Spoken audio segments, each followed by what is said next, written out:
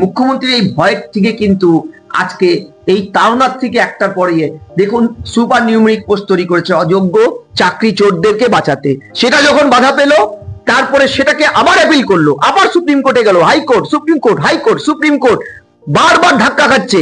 তারপরে supreme court final verdict দেওয়ার পরে টেন্টেডদের বেতন ফেরিয়ে দেওয়া 12% সুদের হারে। আজ অব্দি সরকার স্টেপ নিয়েছে? আজ অব্দি নেয়নি। যে 31শে ডিসেম্বর অব্দি যে ছেলে মেয়েগুলোকে সামান্য অক্সিজেন দেওয়া হয়েছিল শিক্ষার স্বার্থে, সেটাও বন্ধ করে দেওয়া হবে। এটা সুপ্রিম কোর্টের অবজারভেশন।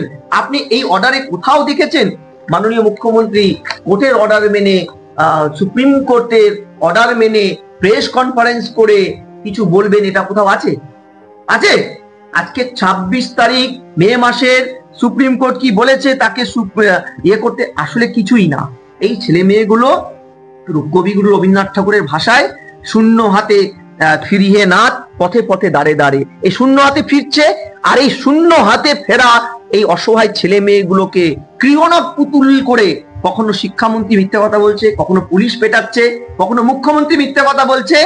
এইটা করে কোন রকমে 26-এর ভোট অব্দি টিকিয়ে রাখতে পারলে কেল্লা ফতে।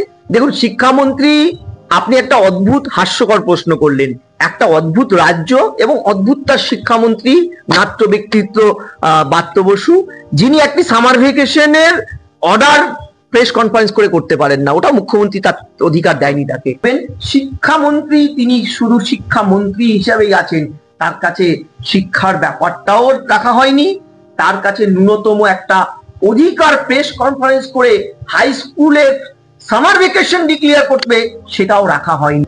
আমি পরিষ্কার আপনাকে বলছি, মাননীয় হাইকোর্টের এবং পরবর্তীকালে সুপ্রিম কোর্টের নির্দেশ অনুযায়ী এই ছেলে মেয়েগুলোর একটা ভাবেই বাঁচতে পারে, সরকার যদি মেধা তালিকাটা প্রকাশ করে। আদারওয়াইজ এদেরকে সুপ্রিম কোর্টের অর্ডার মেনে 31শে ডিসেম্বরের মধ্যে পরীক্ষায় বসে যোগ্যতা দেখিয়ে চাকরি পেয়ে আসতে হবে। তাহা ছাড়া নাই কো গতি, কোনো গতি নাই। তো যতই করো জারি জুড়ি, এখানে কিন্তু আর কোনো রাস্তা নেই। মুখ্যমন্ত্রী অনেক কিছু বলবেন। দুদিন আগে উনি বলেছিলেন সুপ্রিম কোর্টের অর্ডার মানি না, সুপ্রিম কোর্টের অর্ডার মানি না। হাইকোর্ট বিজেপি বলেছে তো একাধিকবার। এই যে মামলাটা এবার শুনানিতে উঠবে, এটা তো জটিলতা তৈরি হবে।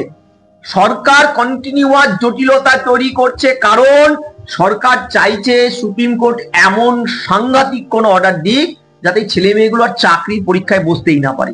এখন তো আমার পরিষ্কার তাই মনে হচ্ছে। সরকারের কোনো একটা পদক্ষেপে এদের ভালো হয়েছে আজ অব্দি দেখান দেখি, দেখান। সরকার প্রথমে নিজের ক্যাবিনেটকে বাঁচানোর জন্য মরিয়া চেষ্টা করলো, দেন টু দেন কি হলো, ক্যাবিনেট বেঁচে গেল, আপাতত রিলিফ পেল। তারপরে যেটা হলো অযোগ্যগুলোকে বাঁচানো, যেগুলোকে পয়সা দিয়েছে র্যাঙ্ক জাম, ওগুলোকে ঘুরপথে মোটা টাকা দিয়ে বড় বড় উকিল ধরিয়ে কেস করানো হলো। কিছুদিন আগে আবার টেন্টেডরা গিয়ে সুপ্রিম কোর্টের দ্বারস্থ হয়ে পত্রপাত, সেটা বাতিল হয়ে গেছে, সেটা আলাদা জিনিস। এই যে চক্রটা, মুখ্যমন্ত্রীর কম্পালশনটা বুঝুন। মুখ্যমন্ত্রী দল প্রচুর টাকার বিনিময়ে চাকরিগুলো বিক্রি করেছে বাজারে, খোলা বাজারে। এই চাকরিগুলো বিক্রি হয়েছে, এই ছেলে মেয়েগুলো প্রোডাক্ট কিনেছে। সেই প্রোডাক্ট যদি খারাপ বেরোয়, প্রোডাক্ট যদি নষ্ট বেরোয়, এরা কি ছাড়বে? তৃণমূল দলটাকে ছাড়বে কি?